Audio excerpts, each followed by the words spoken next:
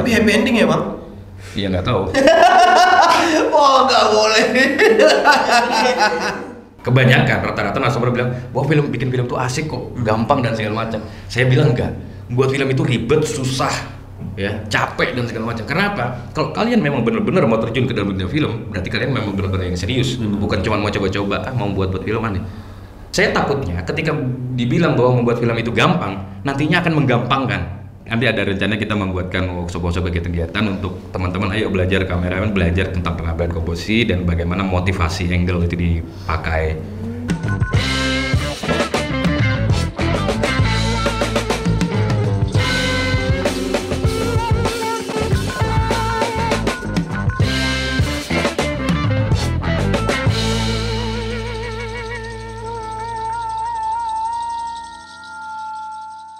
Pan sudah pernah didiskusikan, jadi mungkin yang tertinggal di Samarinda. Ini kelahiran Samarinda kan ya? Iya. Tahu layar Mahakama bioskop Mahakama yang ada di pinggir sungai itu? Nggak ada yang tahu ya, belum tahu gua ya. Itu bioskop tua. Gila. Ya, enggak. Itu ada bioskop tua. Tolong aja bang. Bioskop tua yang kepinginnya saya itu, ya kita nggak usah lah buat lagi ngebangun lagi gedung-gedung atau memakai lens nyisip-nyisipkan di gedung-gedung mana gitu. Yang penting ini aja dikelola lagi untuk jadi bioskop, dihidupkan lagi nih bioskop yang tua ini. Nah, revitalisasi. Jadi khusus untuk film-film pendek di situ. Itu kan pasti gitu. Bang? Di jalan apa itu ya? Kayak dekat pelabuhan. Tepekong tahu Tepekong. Oh, tahu. Tahu nggak? Oh iya. Tahu. Nah. Itu tapi sebelumnya itu. Bangunannya masih ada dalam. Masih ada. Cuma dalamnya saya nggak tahu. Dibongkar gitu. Masih dari depan masih ada. Alih fungsikan bang ke yang lain. Nggak ada. Punya siapa bang? Pemkot atau apa nih? Swasta. Ya? Kalau nggak salah itu ada di sebelah namanya Villa Ane. Saya lupa bapaknya itu namanya kayak keturunan Tionghoa juga. Nah beliau itu yang punya kuasa keuangan gitu. Ada di sini dulu ada 4 bioskop di Samarinda. Ini buat pengetahuan umum aja, 4 bioskop tuh banyak. Jadi Mahakama, terus ada Tirta di M Yamin, di Jalan M Yamin terus di atas ada kantor pos. Itu dulu bioskop tua. Itu namanya Tirta. Terus ada di Rajawali. Ya, itu Wisma Rajawali itu ada bioskop juga di situ. Terus satu lagi itu ada di ini yang sekarang jadi Plaza Mulia. Plaza Mulia udah ganti nama ya? Selika itu, Hotel Selika. Iya, Hotel Selika itu. Dulu di situ ada namanya Parayangan. Oh. Itu 4 bioskop. Kayaknya studio itu seumuran sama mas-mas kamu. Iya benar kayaknya. Karena kalau saya terlalu jauh. Iya. Nah ini ternyata teman-teman menarik sekali ya di dunia teater film itu ternyata nggak semudah kita itu beli tiket kemudian menikmati duduk dengan Coca-Cola, popcorn manis, jagung gitu-gitu, pegangan tangan, nah gitu-gitu bang ya. Ternyata prosesnya ribet. Nah oke, ngomongin soal karya yang udah Bang Gos buat nih bang, Mahakam Love Story, boleh di-spill nggak nih bang sinopsisnya? Karena tahu itu romance kan romance ya. kan? Iya, dikemas dalam romance karena saya mau mulai film itu dari mengikuti festival-festival sebenarnya. Jadi, nah kan berbeda juga nih. Ada film industri, ada film festival. Kalau film industri itu ya memang konsumsi umum yang menarik, seru, keren dan segala macamnya. Tapi kalau festival tidak hanya mengambil aspek-aspek yang ada di sini tadi, tapi harus ada muatan-muatan yang membuat orang bisa membuka pola pikirnya. Festival itu memang karena dinilai dan segala macam dia harus isunya yang kuat. Nah, Mahakam Love Story itu ada isu yang saya bangun tentang wanita yang memang pernah mengalami traumatik di masa kecilnya, pelecehan seksual, dan saya membuat cerita ini tidak sepenuhnya itu hasil dari proses kreatif imajinasi saja, tapi melewati secara tidak sengaja riset. Saya secara tidak sengaja itu riset karena begini, saya juga nggak ngerti apa yang orang itu melihat ke saya itu memposisikan sebagai apa. Jadi beberapa orang yang tidak bisa saya sebutkan namanya, saya ini mungkin memposisikan menjadi pendengar yang baik ya. Jadi kayak ada orang gitu cerita kalau kesah tentang hidupnya dan segala macam. Saya ketemu orang ini lagi, dia menceritakan, kok dia mau menceritakan sampai gini. Dan ya karena saya punya kemampuan di bidang ini, kayaknya sepertinya menarik. Bagaimana permasalahanmu ini, yang saya pikir tidak hanya kamu yang mengalami permasalahan ini. Saya yakin di luar sana banyak yang mengalami, dan saya ingin ngasih inspirasi dengan mereka menonton film ini gitu. Jadi kalau dari dengar cerita-cerita itu kan sad ending ya, maksudnya kesedihan dan segala macam bagaimana. Nah, saya kemas supaya ini jadi iya, pinginnya tuh mereka punya apa ya? Punya motivasi gitu, masih punya harapan gitu. Jadi orang-orang yang punya kasus pelecehan seksual di usia dini itu kan menjadi traumatik. Nah, isunya itu, tapi saya kemas dalam drama romans ini semata-mata ya memang untuk memberi sebuah harapan bahwa ada salah satu dialog kalau dikunjungin di IG saya itu ada saya buat caption dialognya di situ, semua orang punya masa lalu tapi semua orang berhak bahagia gitu. Jadi itu tinggal pilihan aja gitu. Kadang-kadang mereka tidak bisa bahagia karena tidak bisa bertemu, tidak ada teman yang bisa buat sharing curhat. Kadang-kadang juga belum tahu mau apa. Terlalu jatuhnya Bang ya. Kenapa menutup diri ya? Karena tidak menemukan orang yang bisa ini. Gitu. Nah, kenapa sekarang banyak aplikasi-aplikasi untuk bisa chatting sendiri dengan robot ya dan segala macam. Sebenarnya motivasinya itu untuk memfasilitasi orang-orang yang tidak bisa curhat secara langsung. Karena kalau dia curhat di media sosial dia secara umum banyak orang tahu, banyak yang menjudge, banyak juga yang memotivasi, tapi banyak juga yang pasti ada juga orang-orang yang ngedonkan. Dia tinggal bilang anonim juga oke bagi dia, nggak membuat privasinya terbuka kan gitu. Tapi ya itu tadi, makanya memang harus ngobrol itu tidak bisa. Cuman butuh teman cerita kan. Benar. Cuman hanya butuh teman cerita. Tapi happy ending ya Bang? Iya, nggak tahu. Oh, nggak boleh. Ya. Oke. Ya itulah, itu isunya yang diangkat itu. Tapi beberapa lokasi yang dipakai set untuk pembuatan film ini tuh memang lokasi-lokasi yang dijadikan destinasi wisata. Karena memang programnya dari Dinas Pariwisata. Iya, pasti Dinas Pariwisata ingin angkat dari story of Kalimantannya juga kan. Iya, karena banyak itu yang di luar sana kan kayak Laskar Pelangi. Lokasi syutingnya kan dipakai buat jadi tempat wisata. Iya, benar. Ada akan dikenal gitu nih buat seperti tempat syutingnya sekolahnya Laskar Pelangi. Iya, gitu. betul. Ya, tapi yang perlu jadi catatan sedikit mungkin saya bisa sampaikan, konsepnya kan bukan ramenya tempat itu kan bukan karena coba syuting di situ terus itu tempat destinasi wisata terus syuting di situ. Nah, sekarang kan kondisinya seperti itu ya. Tempat yang memang sudah destinasi tapi kita angkat lagi. Nah, kalau kasusnya Laskar Pelangi itu kan tempat yang memang bukan apa-apa tapi dikemas secara frame jadi bagus, akhirnya orang tertarik ke situ. Nah, pengennya saya juga gitu. Mungkin keterbatasannya mungkin karena kita orang Samarinda menganggap ya Samarinda gitu-gitu aja. Tapi kan orang luar sana kan belum tahu Samarinda seperti apa, Kalimantan seperti apa, keunikannya seperti apa kan. Pinter loh. Nah, oke, gini. Terima kasih. Ngomongin soal Udah pinter ya? Saya belum menemukan. Menemukan. Saya masih template gitu loh pertanyaannya. Iya, karena di setting program. Iya. Ada request. Gini Bang. Iya. Mahakam Love Story. Ya.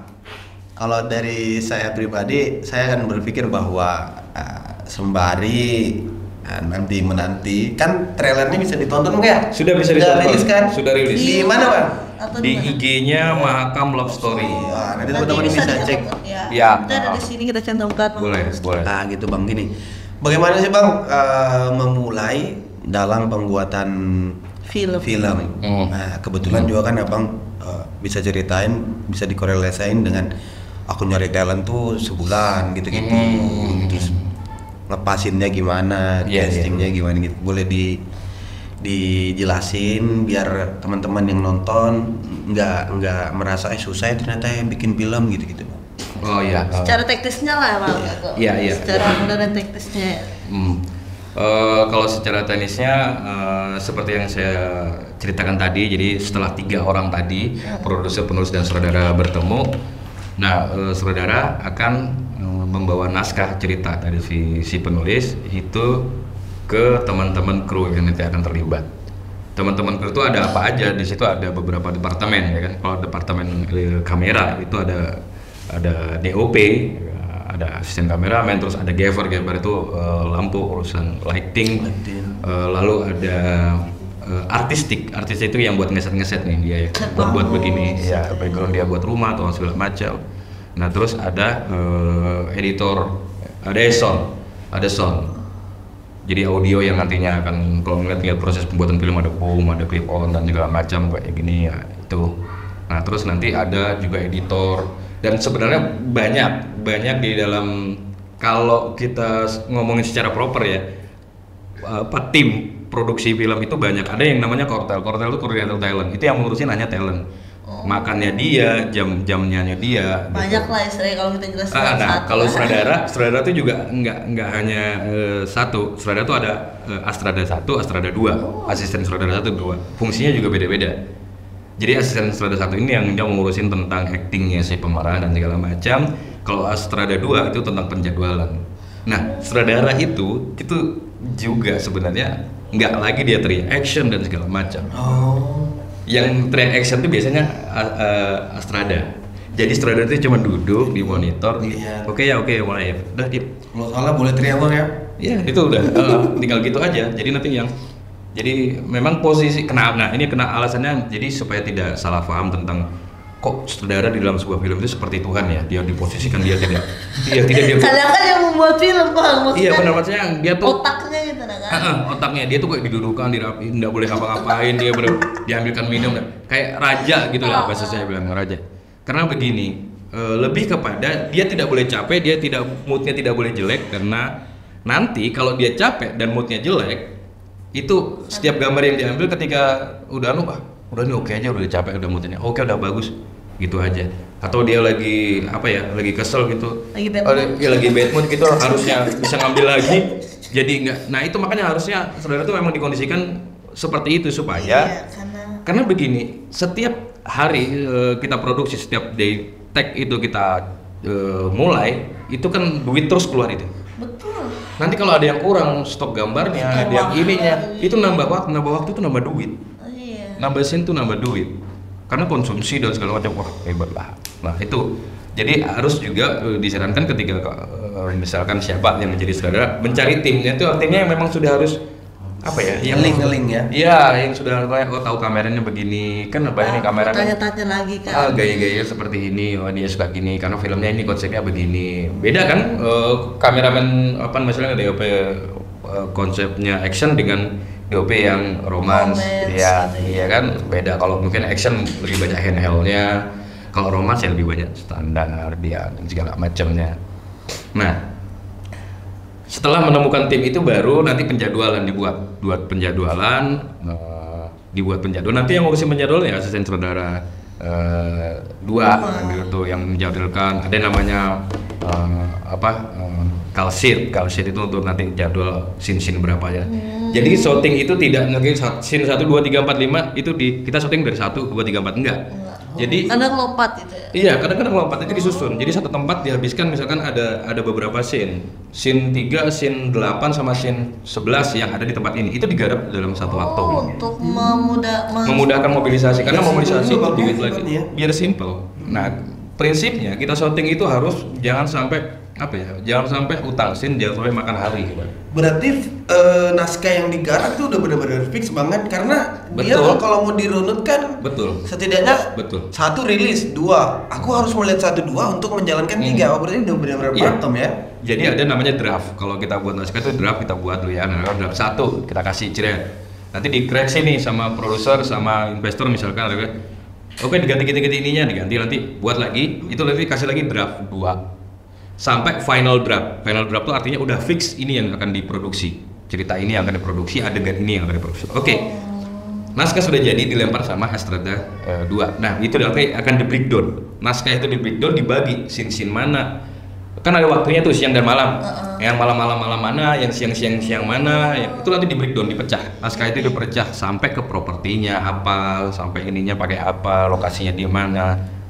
Jadi bikin film tuh tidak hanya sekedar berkarya, membuat karya seni tapi juga manajemen sebenarnya di situ karena banyak orang yang Oke, nah tadi kan udah nih Bang, udah masalah teknis gitu teknis kan. itu yang sutradara dari Ternyata ada 2 sutradaranya kan. Nah, habis itu stepnya apa lagi nih Bang? Nah setelah itu baru kita hunting lokasi, menyesuaikan kebutuhan tempat di cerita. Hunting itu survei berarti Bang ya? Iya, Iya.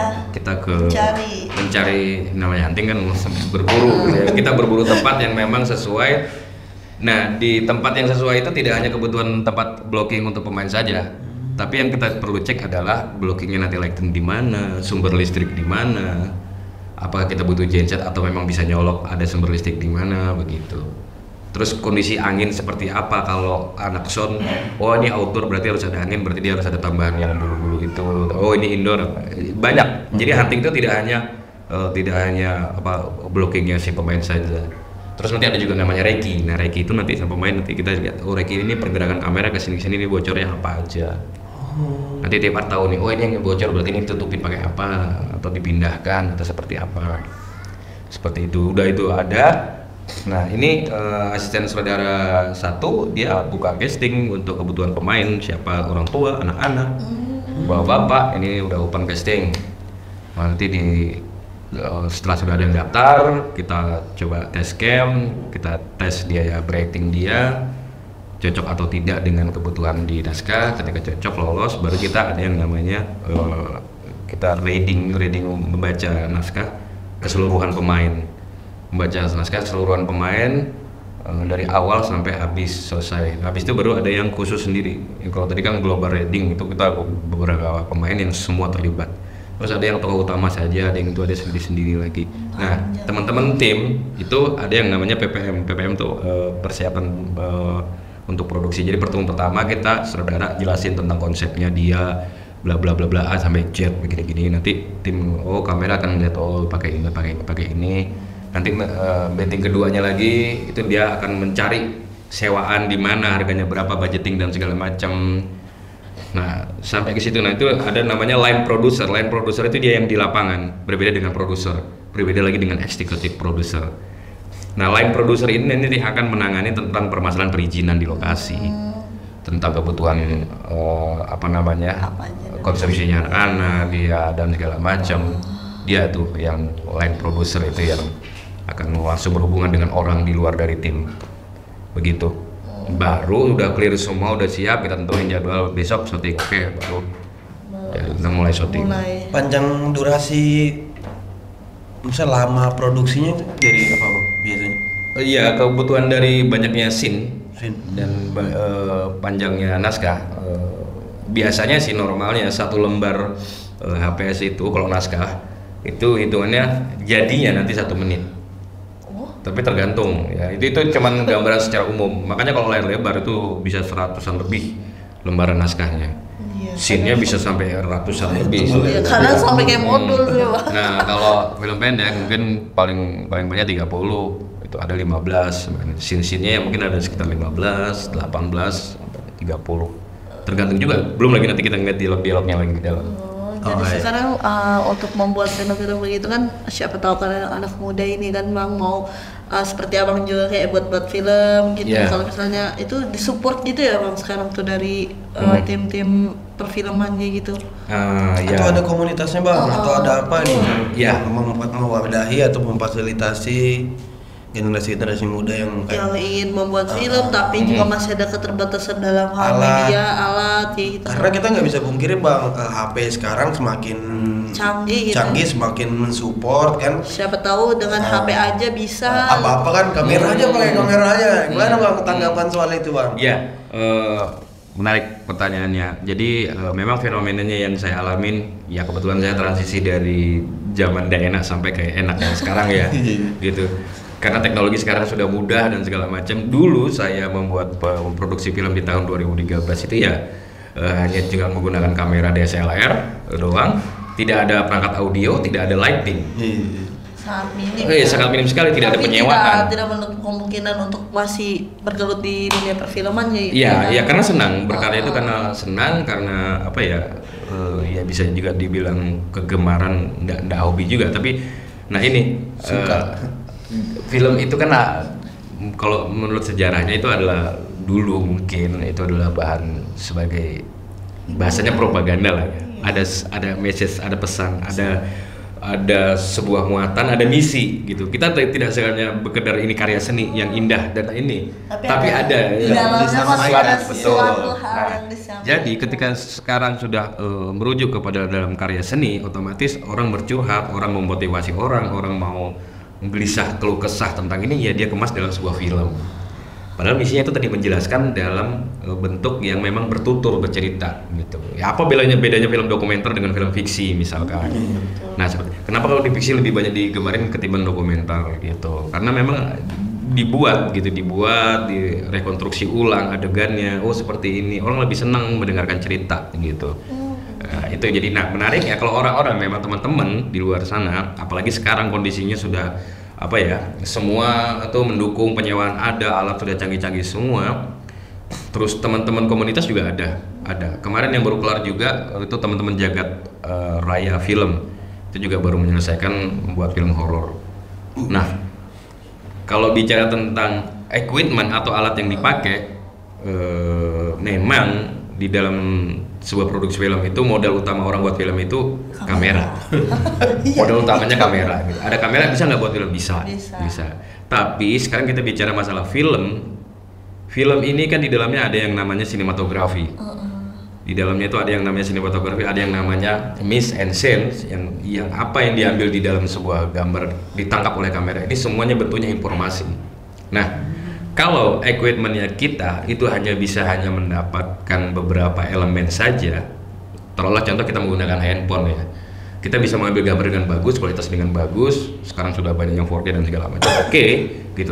Tapi bagaimana dengan bicara dengan masalah audionya? Ya, kalau di film kan terpisah sendiri, yang merekam audio sendiri dia ada pakai alat sendiri untuk merekam audio khusus, ada clip on situ.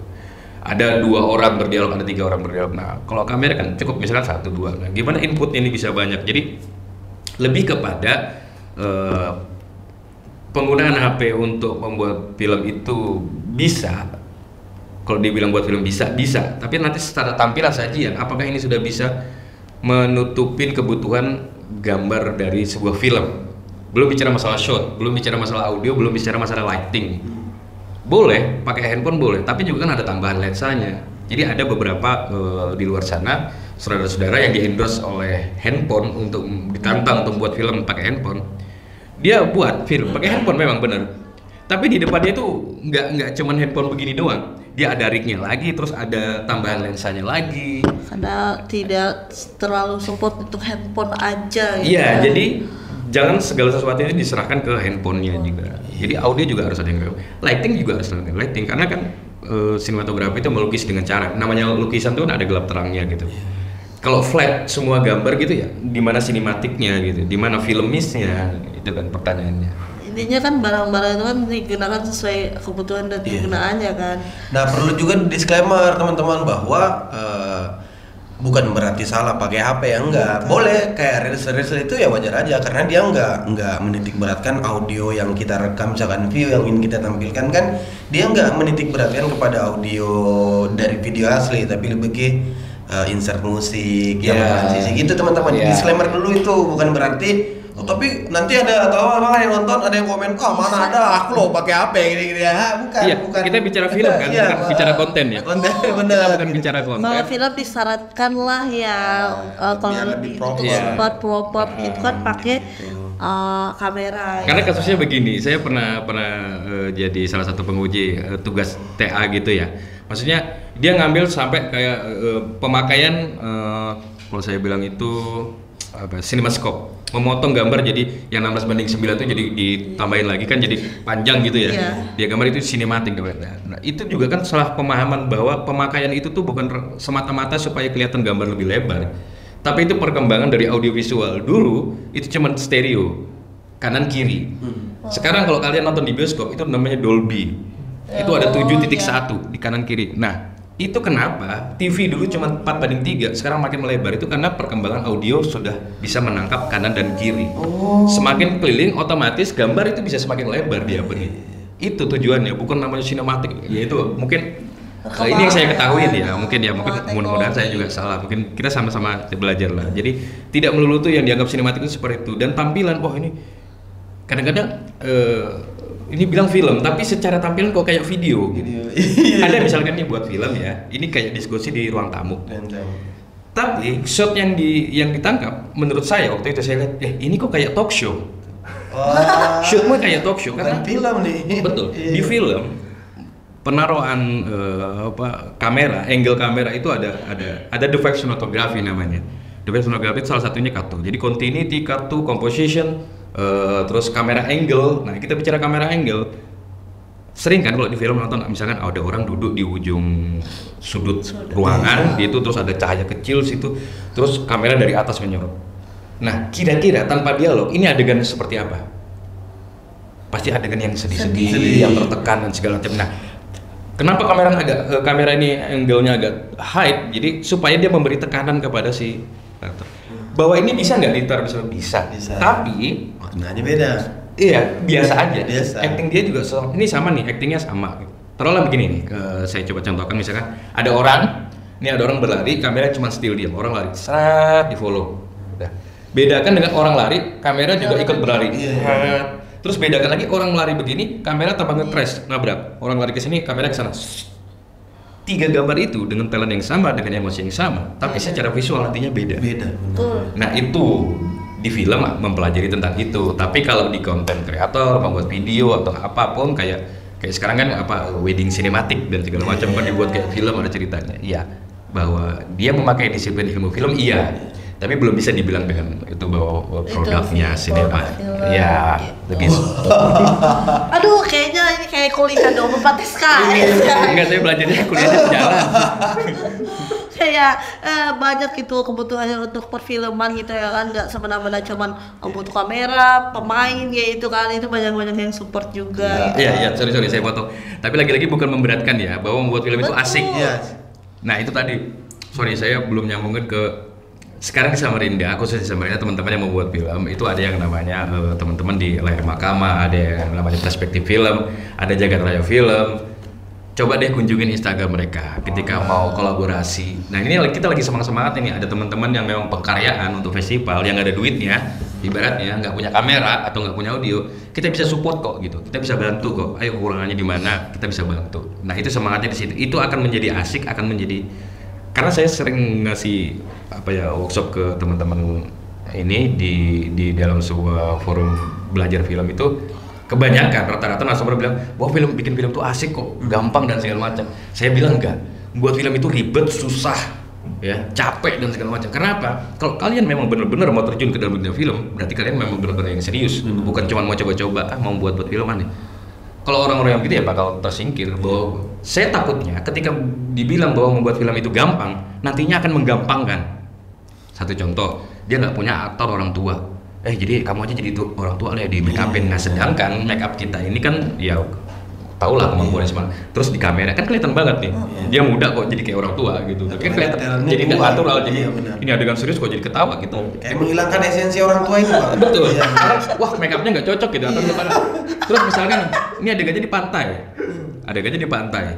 Tapi karena keterbatasan, kita dibuat di ini aja, yang gampang aja, di green screen aja. Nah kan akhirnya digampang-gampangkan. Itu yang saya coba jangan sampai salah pemahaman tentang bahwa buat film itu susah, ribet, berat gitu kan, perlu biaya gede dan segala macam. Ya memang seperti itu. Jadi ketika memang kamu serius untuk terjun ke perfilman, ya kamu harus sudah siap dengan konsekuensi itu. Iya, gitu. Berarti kita harus perlu tahu itu, perlu riset, itu pentingnya riset kan ya. Iya. Jadi teman-teman yang ada di Samarinda, khusus yang nonton suka boleh nanti kita spill IG-nya Bang ya, yang memfasilitasi buat teman-teman. Jadi nggak ada lagi kayak aku bingungan soal kamera dan lain-lain, karena kita nggak bisa membuktikan juga Bang bahwa Gen Z sekarang memang dia secara pemikiran out of the box, tapi memang keterbatasannya adalah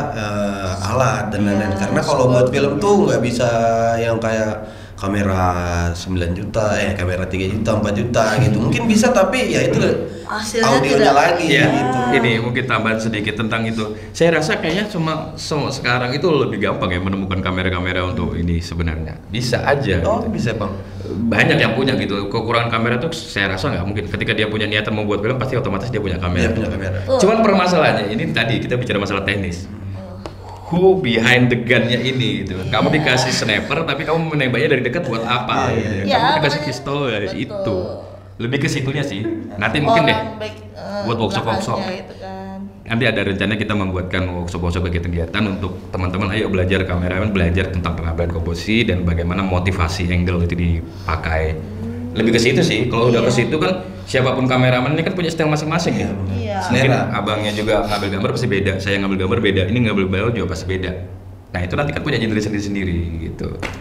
Oke guys, kayak udah banyak banget itu di otak aku tentang filman ini yang tadi nggak mau. Oke, nah tadi kita udah ngobrol banyak nih sama Bang Oz sama Vi juga. Nah ini Bang, sesi terakhir, closing statement lah Bang. Apa nih, jangan atau apa? Jangan. Hal-hal yang abang rasa disampaikan yang kadang dikesampingkan mungkin gitu. Oke, iya. Mungkin yang saya informasikan dulu bahwa Dinas Pariwisata Provinsi Kalimantan Timur akan mendirikan sebuah community hub yang akan dibangun di ex Bandara Temindung. Nah, community hub itu nanti tempatnya para orang-orang kreatif lah di situ. Jadi ada gedung screening juga.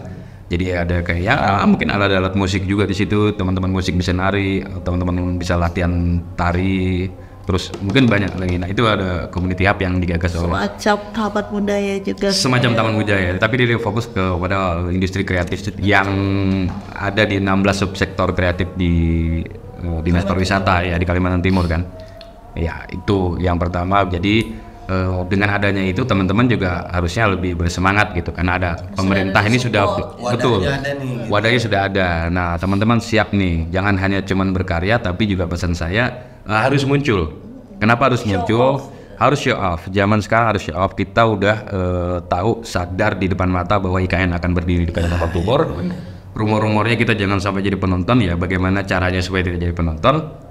Ya kita jangan kalau bahasanya seniman itu merendah ya, merendah menurut iya tidak salah dalam sikap merendah itu bagus, tapi di dalam karya kalian harus muncul karena ini yang menjadi masalah ketika pemerintah setempat, pemerintah daerah itu tidak memakai orang-orang daerahnya, lantas memakai orang-orang jauh di daerah sana. Kan posisi pemerintah ini kita analogikan dia berdiri tinggi ya, orang-orang di sana itu yang udah punya potensi kan tinggi-tinggi. Nah teman-teman di daerah sama sebenarnya potensinya, tapi tidak mau muncul. Akhirnya yang kena radar itu adalah orang-orang yang di ujung sana kayak gitu. Padahal talentanya juga sama aja sebenarnya. Sama. Lebih otentik sebenarnya. Kita butuhnya lebih otentik. Nah itu tadi supaya tidak jadi penonton bahwa ya kita harus mempelajari di daerah kita, potensi dari kita itu. Ya saya sering bilang jangan memakai mindset kita orang daerah gitu. Kita harus keluar dulu lihat Samarinda dari luar ini seperti apa, ternyata banyak yang bisa digali dan segala macam. Nah terus yang pasti adalah semangat kolaborasi teman-teman, semakin banyak pelakunya akan semakin muncul industrinya. Yang saya lagi coba gagas di tahun 2024 adalah industrinya, yaitu kayak seperti tadi bioskop film pendek. Terus bagaimana teman-teman nanti memproduksi film ini bisa ditontonkan di mana, walaupun bukan di bioskop tapi dia jual tiket, harus menonton dan segala macam. Kita udah masuk ke ranah industri. Karena masuk subsektor itu ekonomi kreatif, ekonominya itu belum ada. Kreatifnya teman-teman sudah kreatif, tapi ekonomi kreatifnya, nah ekonominya kita belum. Nah itu kita coba kita berani masuk ke dalam ranah industri supaya nantinya teman-teman yang berproses di film ini jadi profesi, tidak hanya sekedar suka atau hobi membuat film, tapi bisa jadi profesi. Juga, Bang, ya? Betul sekali. Karena semakin banyak produksi, ya penyewaan juga semakin tumbuh. Rental alat, rental makanan atau catering juga ada dan segala macam. Itu ekonominya banyak sekali. Dan pesan buat bagi teman-teman yang ingin jadi saudara bukan posisi yang jabatan yang ada di dalam struktur sebuah film, tapi saudara itu adalah lifestyle. Di mana kalian berada, di mana kalian melihat sesuatu, di mana kalian mendengar sesuatu, itu akan harus dijadikan sebuah karya yang harus kalian simpan di dalam benak kalian, mungkin nanti akan dalam bentuk tulisan. Jadi mata kalian adalah kamera, telinga kalian adalah sound yang merekording sebuah cerita, dan tangan kalian itu akan menulis sebuah naskah gitu. Jadi tidak kehabisan. Jadi hari-hari harus dilakukan seperti itu terus. Kalau mau jadi sutradara, itu saja pesan-pesan. Jadi pengen jadi sutradara. Curhat jangan di medsos ya, curhat jadikan naskah kayak gitu. Curhat-curhat bisa jadi naskah. Iya, betul. Tapi harus diingat sebabnya juga sutradara jangan cewek. Karena kemudian nanti aku nggak suka sama itu, nggak enak mukanya. Naskah tuh sama kamu jelek. Iya, karena tadi Bang Wan sudah jelasin bahwa enggak lo ya semuanya nggak apa-apa ya, kalau cewek nggak apa-apa ya, nanti takutnya disoal berdebat. Dan Samarinda tuh kekurangan sutradara perempuan sebenarnya. tapi jangan sih Bang, ada cewek. Soalnya nyatnya itu nggak akan tolong. Curhat ya. Ya ditunggu lah. Siapa namanya? Vi. Iya Vi, ya Vi ditunggu lah. Kalau memang mau nyutradarain, kami siap. Amin. Lebih ke film-film action. Iya. Aku suka yang apa ketupuk itu. Bak mantap. Ayo, panas besar nih Bang tekadnya. Oke, jadi kita udah ngomong panjang nih. Kita akhirin dulu teman-teman. Terima kasih yang udah setia dengerin. Jangan lupa nonton juga beberapa. Jangan lupa nonton video-video kami yang ada di YouTube nomor 1 kali. Nonton seperti Parlamentaria, Kopi Sore, Hutan Jalan-Jalan, dan konten politik kayak oke. Gitu aja. Jangan lupa juga like, comment, share, dan subscribe ke konten-konten kita. Support terus kita biar bisa makin terus berkembang, maju, dan bisa menghadirkan narasumber-narasumber yang lebih inspiratif, lebih lucu, dan lebih punya pengalaman-pengalaman yang bisa di-share untuk teman-teman penonton setia gitu. Betul banget. Jangan lupa juga nonton video-video kita yang ada di selain di YouTube gitu ya, Instagram, TikTok, dan lain-lain gitu ya. Lain-lain gitu. Oke, aku Derek, aku Vi, dan Os. kami bertiga pamit undur diri. Dadah.